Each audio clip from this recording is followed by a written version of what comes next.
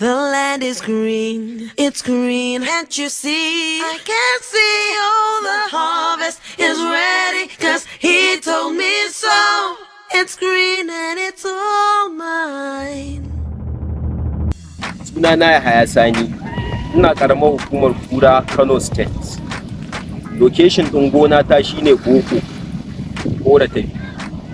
To ina munna da wannan mashin da ya zo, gashi yana aiki sosai kuma aiki yana tafiya sosai, kuma mun samu sauƙin aiki, mun ji daɗi, mun gode sosai. Na gode.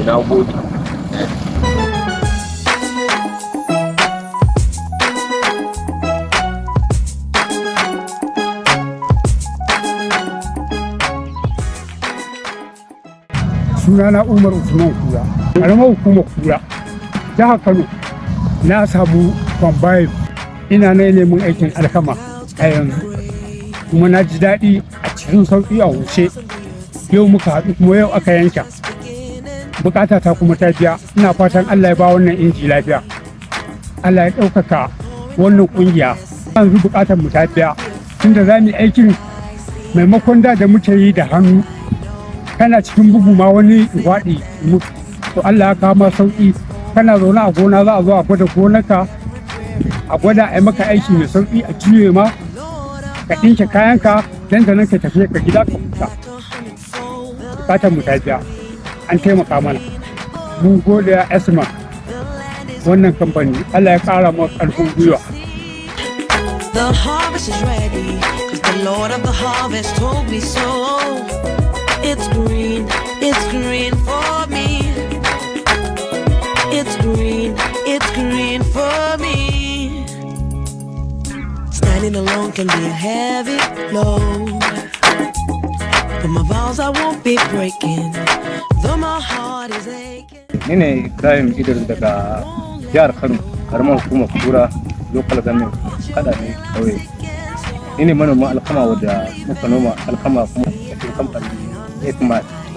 Gaskiya alhamdulillah mun samu ci gaba yadda ya kamata.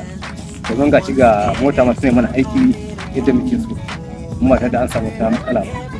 Alhamdulillah za mu ci gaba da aiki da wannan kamfani. Alhamdulillah muna godiya da wannan kamfani. Kuma duk lokacin da ya zo insha Allah kuma muna maraba da shi, kuma za mu fara fada aikin kamar ta abin da muke yi, mu fara yawan aika kamar yadda ya kamata domin ƙasa ci gaba. Alhamdulillah. The Lord of the harvest told me so. It's green for me.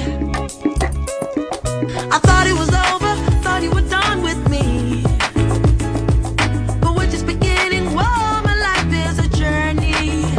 I will walk with you, I will go where you want. Assalamu alaikum, sunana Yakubu Idris wanda kowa ya fi sani da injiniya kada ne. Ina ƙaramar hukumar Kura, Kano State. Alhamdulillah muna da ƙungiya ta tallafa mana da wannan inji na murzan alkama wanda yazo ake mana aiki cikin afuwa, duk da yanayi da Allah ya saukar mana bana na darurar amfani, amma dai an sauƙaƙa mana farayisa. Dukkan mu muna farin ciki, muna godiya. Ubangiji Allah ya dace da mu, Allah ya ba mu ikon biyan bashin da muka ci cikin fara'a da walwala, kamar yadda aka ba mu cikin fara'a da walwala ba tare da bata lokaci ba. Muna godiya da wannan kungiya tamu mai suna FMAN wacce ta kawo mana wannan tallafi. Allah ya ƙara inganta mana ita, Allah ya ɗaukaka ta a ƙasa gabaki ɗaya ba ma Najeriya ba.